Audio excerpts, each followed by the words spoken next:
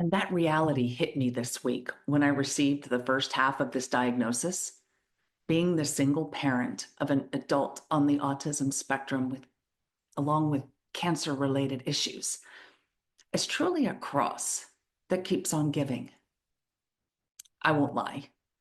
I went into a mini tailspin and I allowed myself to wallow in it for a day. One day, I knew I was being hit with despair. The next morning, I had a choice. I could remain in despair, or I could propel myself forward. Are you walking through a storm that feels like it will never end? Do you wonder if life's storms have stolen the beauty from your life for good? You're in the right place. My name is Heather, and like you, I've been through a storm or two and wondered if life would ever be beautiful again. Here we share warriors' words, stories of discovering beauty after battles, and the worth in your wounds. Pick up your sword or boxing gloves and join the battle. Your words are powerful, my friends. Make them warrior words. Welcome, warriors. Before we dive into this week's episode, here is a review from Deb at Quick Wins for Business. Love it. What a brilliant podcast. Thanks, Heather, for your amazing insights. Brilliant. Thank you, Deb. I appreciate your kind words about the podcast. Now, would you like me to read your review on an upcoming episode? Go to Apple Podcasts and leave a review for the show. Who knows? I just might read your review next. And then after you leave your review, come and join us in the Warrior Words Facebook community at facebook.com/groups/Warrior Words. Now, I designed the Warrior Words community to be for women who have survived trauma and now want to thrive in life. As women designed in the image and likeness of God, we probably know, intellectually know that we are beautiful. You are beautiful, but you may not see that in yourself anymore. Maybe you don't like the way you look, or you no longer trust the outside world. So this community is made for women like you and like me, who sometimes struggle with new traumas and how to find the beauty in our life situations. So it's a space for us to come together and encourage each other and support each other even in some of life's toughest situations. So I invite you to join us in the Facebook community because we are stronger together. Now, grab a tissue and listen in as I recall, I don't have to recall very far because it's a story that happened last week. Let's rock. My three main traumas intersected this week. If you know my story or have listened to my early episodes, you may know that those three traumas are domestic violence, breast cancer, and my son's autism, or maybe more specifically, his birth trauma that may or may not have contributed to his autism. So, are you asking yourself what those three could possibly have in common? Well, I'll be honest, I had no idea they would intersect. Yet, here we are. But first, this episode is airing on April 1st, which means it's the official start of Autism Acceptance Month. Yes, I know you're probably saying Autism Awareness Month, but I think we may be beyond that. Most people are aware that autism exists, and they are aware of the diverse characteristics associated with it. And that's where acceptance kicks in. Because people know that autism is characterized by issues with social interaction, there are a few less than desirable responses to that awareness.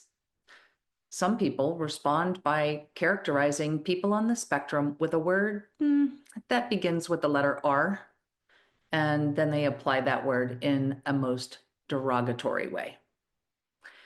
On the flip side, we see other people who cutify autism. I know it's not a word, but they look at social awkwardness and make it out to be something cute and desirable.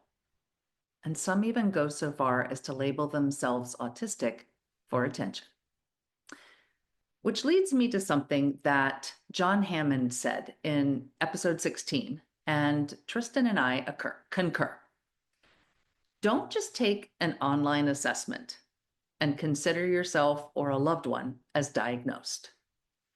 These assessments may be good indicators, but they should lead to an assessment with a professional who is qualified to provide a medical diagnosis.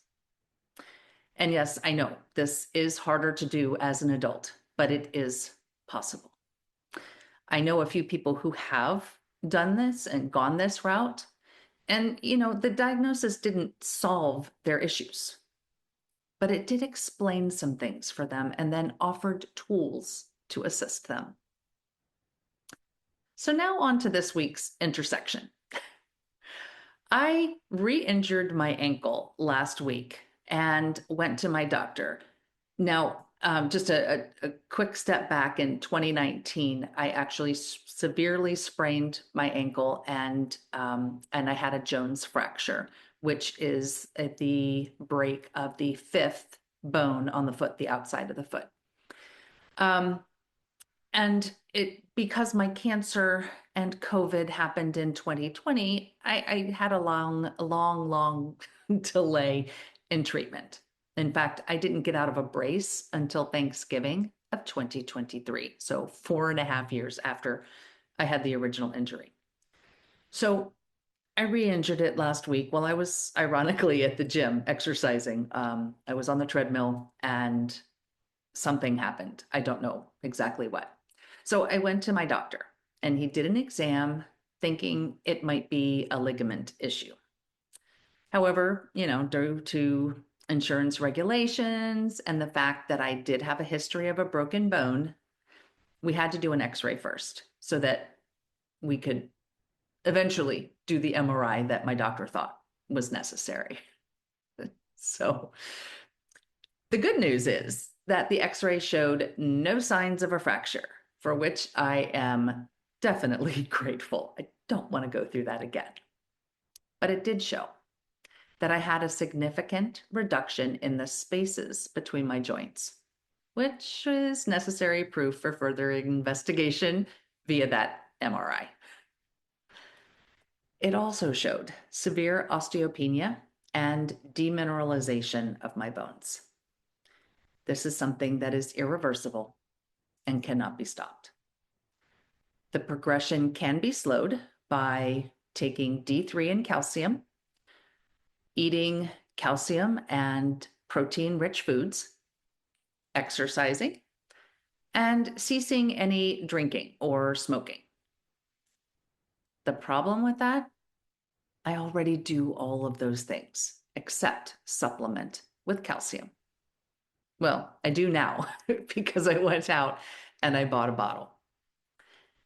So if I'm already doing just about everything that can be done to slow the progression, it seems to me like I really can't slow the progression anymore. So the question is, why do I have severe osteopenia in my 50s? Well, that would be due to the cancer drugs used to save my life. Now, believe me, when I say I am grateful that God spared my life and I am a breast cancer survivor today, and I am alive to speak into this microphone. And because God did not even spare his own son from the cross, as a follower of Jesus, I carry my own cross. My friend Natalie said to me, excuse me, cancer is the cross that keeps on giving. But it's a good thing. God is good, and we can trust him, even when we really, really don't understand or want the crosses he allows. Truth. This osteopenia is a cross, as it makes me more susceptible to fractures. Those things I said earlier I didn't want to go through again.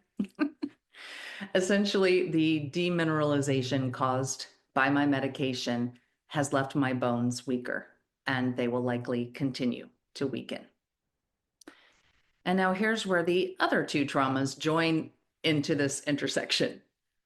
Because of my marriage situation, I became single again. And I am single still. Plus, Tristan lives with me, and I am his sole caregiver. Due to his autism and ADHD, he is currently unable to drive, and there are a few other things preventing him from living on his own. Now, so far, it's been a really good deal for both of us. We keep each other company.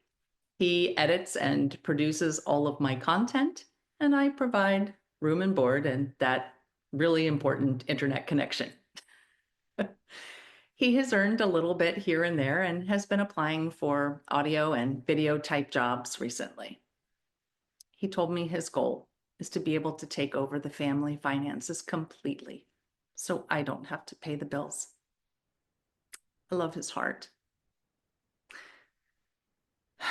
But ultimately, what all of this means is that if I break a bone, like my femur, my hip, anything in my arm, all those crucial things, there will be a lot of struggle, trauma, and storms for both of us. And that reality hit me this week when I received the first half of this diagnosis. Being the single parent of an adult on the autism spectrum, along with cancer-related issues, is truly a cross that keeps on giving. I won't lie. I went into a mini tailspin and I allowed myself to wallow in it for a day. One day. I knew I was being hit with despair. So the next morning I had a choice. I could remain in despair, or I could propel myself forward. When I shared that with my friend, Carrie Bishop, who was my guest in episode 44, she said it reminded her of something she heard about a ship's anchor. Now, this is third hand, so I may mess it up, but I will share what struck me. A ship mostly uses an anchor to slow or stop the ship's movement. That's what it was designed for. But sometimes we have to get creative. When a ship is not moving or stuck, the crew can throw the anchor ahead of the ship, allow it to do its job on the ocean floor, and then pull on its chain to propel the ship forward. That's genius.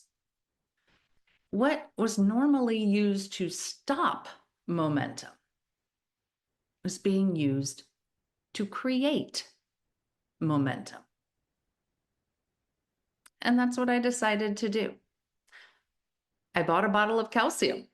Since there was one thing I wasn't doing, I was certainly going to add that to the mix. I got back to work the next day. I threw the anchor out ahead of me and pursued a few things, and then thought about a few others. One of those things is looking at the future proactively instead of fearfully. It's true that Tristan, as things currently are, would have extreme difficulty living on his own if I was gone or out of commission. I have to think creatively. We don't have too many family members who would be able to take him in, and it would be a lot to ask of a friend. I started looking into homes for autistic adults. Not institutions, but places that allow adults on the spectrum to live as independently as possible while teaching new skills in a safe and secure environment. And there are some out there, but they are extremely expensive. if there was a way to build something that wasn't so expensive? So that's how domestic violence, breast cancer, and autism intersected in my life this week. Something I never would have imagined. Your turn. Is there a situation in your life where you may need to use the anchor differently than it was designed for? Are you prepared to throw the anchor ahead of you to create momentum in your life? Something to think about this week. Until we meet again, armor up, fight the good fight, seek beauty, and make your words warrior words. God bless.